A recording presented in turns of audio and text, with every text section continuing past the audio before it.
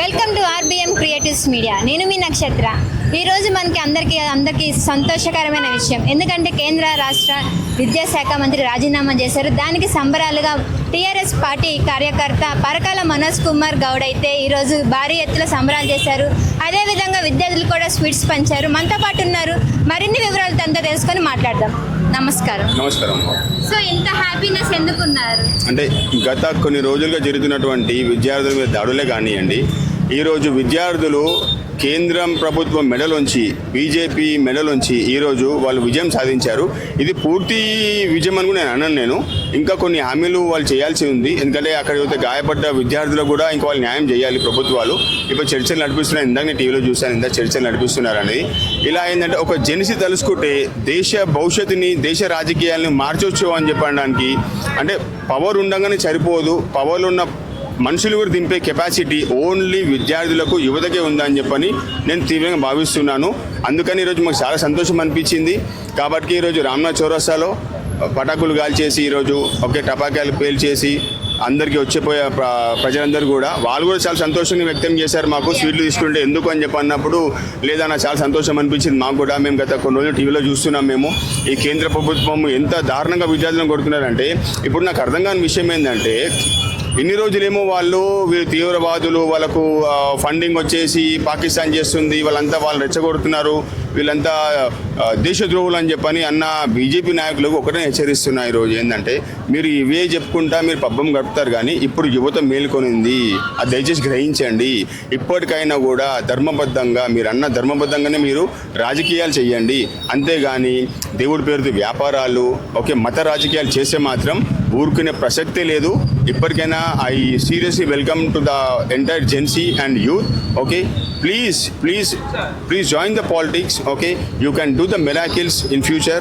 It is not about your future, it is about the entire the country future, what you are going to do it. Ee roju vidyarthuలకు జరిగిన ఈ మొత్తం భారతదేశంలో ప్రతి ఒక్క విద్యార్థి కూడా ఈరోజు చాలా సంతోషంగా గర్విస్తున్నారు.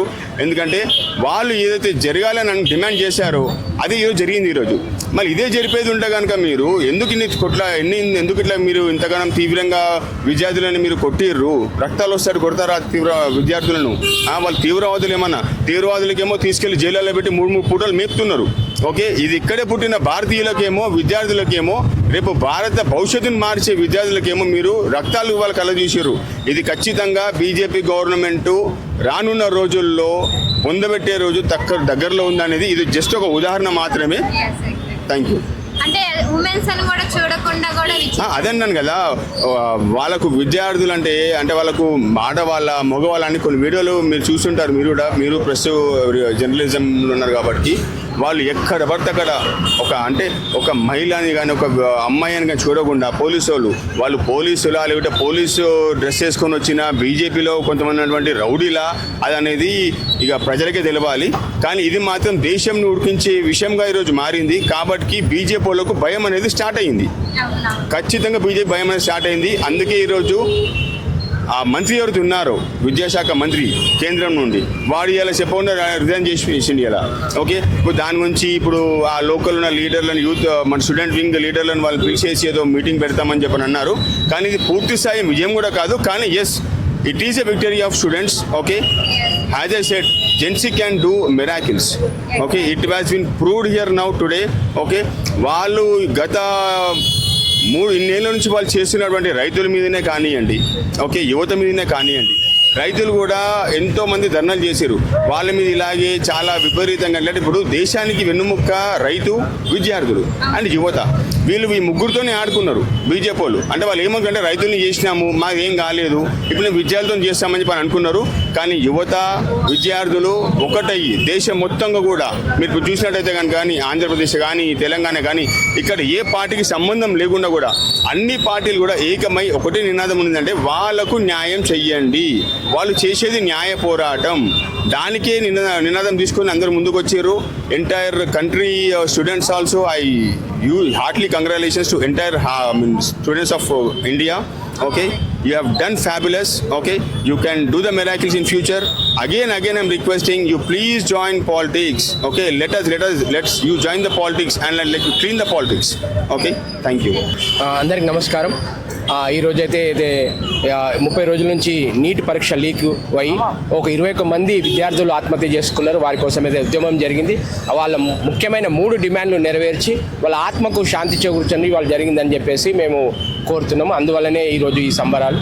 ఎందుకంటే ఆ 21 మంది పిల్లలు ఎంతో కష్టపడి చదువుకొని చేస్తే దాని పేపర్ లీక్ అయిపోయి వాళ్ళు ఫ్రస్ట్రేషన్లోకి వెళ్ళిపోయి చనిపోవడము, ఆ పిల్లలకు చనిపోయిన పిల్లలను కనీసం పట్టించుకోలేదు. వాళ్ళ కుటుంబానికి వెళ్ళి ఏం జరిగింది, ఎట్లా జరిగింది అట్లా ఏమి చేయకుండా 30-35 రోజుల నుంచి ఆ విద్యార్థులందరూ కూడా అక్కడ సోనం వాంగ్చుక్ గారు వాళ్ళంతా స్ట్రైక్ చేసి వాళ్ళు అంగర్ స్ట్రైక్ చేస్తున్నా కూడా ఎలాంటి వాళ్ళతో చర్చలు జరపకుండా మీద నుంచి పైపెచ్చు వాళ్ళ పైన దారుణంగా పోలీసులతో లాఠీలతో కొట్టియడము, రకరకాల చట్టాలతో వాళ్ళని భయపెట్టడము, రకరకాలు వాళ్ళని ఇబ్బందికర పరిస్థితులకు తీసుకోవడం, వాళ్ళు దేశద్రోహులు, వాళ్ళంతా టెర్రరిస్టులు, వాళ్ళకి ఎక్కడి నుంచో ఫండింగ్ వస్తుందని చెప్పడం అదంతా చేశారు.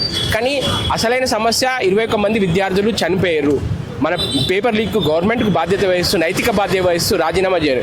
చిన్నగా మొదటి నుంచే మాట్లాడితే ఇంత ఇబ్బంది జరగకుండే. కానీ బీజేపీకి వాళ్ళ గర్వం నెత్తికెక్కిపోయింది. వాళ్ళకి ఎంత గర్వం నెత్తికెక్కిపోయిందంటే మేము ఇక నియంతలాగా ఉంటాము, మేమే ఇక రాజ్యం వెళ్తాము, ఇది దేశమంతా ఈ ప్రజాస్వామ్యం లేదు, ఏం లేదు, నియంత మేము ఏది చెప్తే అదే అవుతుంది, మేము ఎవరితో మాట్లాడడం చేయడము ఏమి చేయమని చెప్పేసి యువకులతో పెట్టుకున్నారు. ఎవరైతే యూత్తో పెట్టుకున్నారో వాళ్ళకి పుట్టగతులు లేవని మరొకసారి నిరూపమైంది. ఎవరైతే జంజీ ఉన్నారో వారికి మా యొక్క బ్రదర్ చెప్పినట్టు వాళ్ళు కూడా పాలిటిక్స్లో జాయిన్ అయ్యి చేయడం.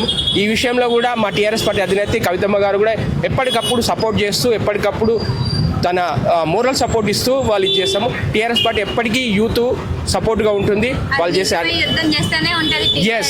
ఎస్ మేము ఎవరితో ఉన్నామంటే మేము ఒక ఫైటర్తో ఉన్నాం.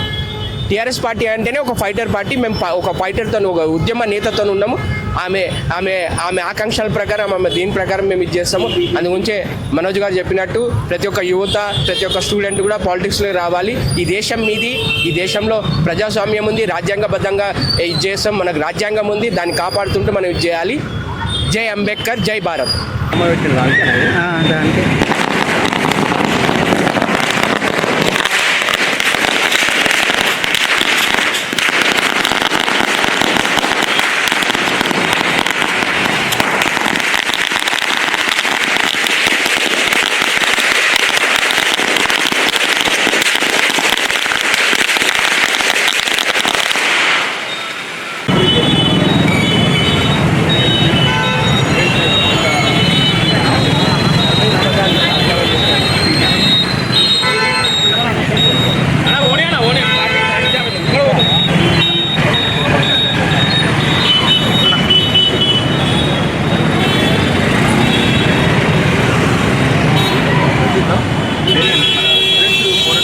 కదా సెంట్రల్ ఎడ్యుకేషన్ అందుకని చెప్పండి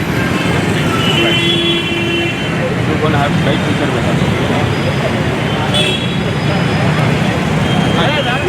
తీసుకోరా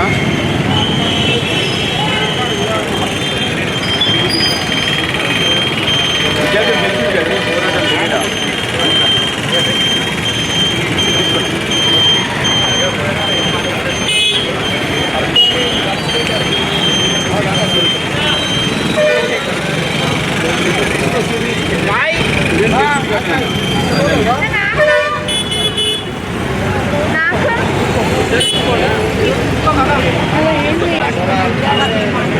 Mama.